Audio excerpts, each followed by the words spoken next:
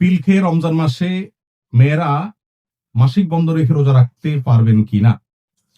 রমজান মাস আসলেই আমাদের মুসলিম মেয়েদের মধ্যে ইবাদত বন্দেগী করার আগ্রহের কারণে পিল খেয়ে মাসিক বন্ধ রাখার একটা প্রবণতা দেখা যায়।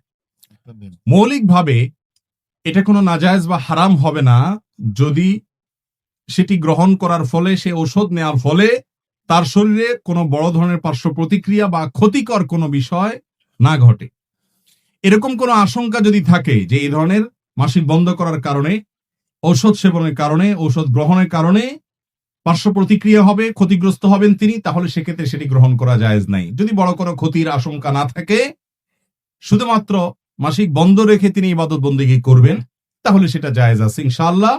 তবে স্বাভাবিক অবস্থার উপর যদি তিনি টিকে থাকতে পারেন এবং ঔষধ সেবন না করেন, সেটা হবে ভালো, অধিকতর উত্তম। কারণ মেয়েদের জন্য রমজান মাসে মাসিক হলে সে অবস্থায় রমজানের রোজা ছাড়া আর বাকি যে সমস্ত সাধারণ আমলগুলো আছে, বিশেষ করে জিকির আজকার, দোয়া দুরুদ, দিনী বই পুস্তক পড়া, দিনী আলোচনা করা, দিনী আলোচনা শোনা, এই সমস্ত ইবাদতবন্দি করার সুযোগ আছে।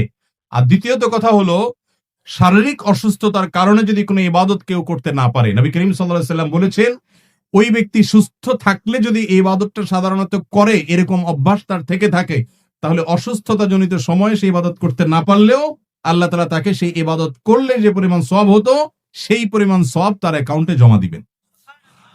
যেহেতু আল্লাহ তাআলা তাকে সেই পরিমাণ সওয়াব দিবেন, অতএব তার এটার জন্য ঔষধ খেয়ে আলাদা কোনো কসরত করার দরকার নাই। তারপরও মনে মানে না, অতিরিক্ত আবেগের কারণে যদি কেউ এ ধরনের ঔষধ সেবন করে মাসিক বন্ধ রেখে রমজান মাসে রোজা রাখতে চান, সেটা নাজায়েজ বা হারাম হবে না। শর্ত হলো সে ওষুধের কোনো পার্শ্ব প্রতিক্রিয়া বা ক্ষতিকর দিক থাকতে পারবে না, বিশেষ করে যে ক্ষতির কারণে তিনি বড় কোনো ক্ষতির মুখোমুখি হতে পারেন, তাহলে সেটি জায়েজ আছে, না করাটা উত্তম এবং ভালো।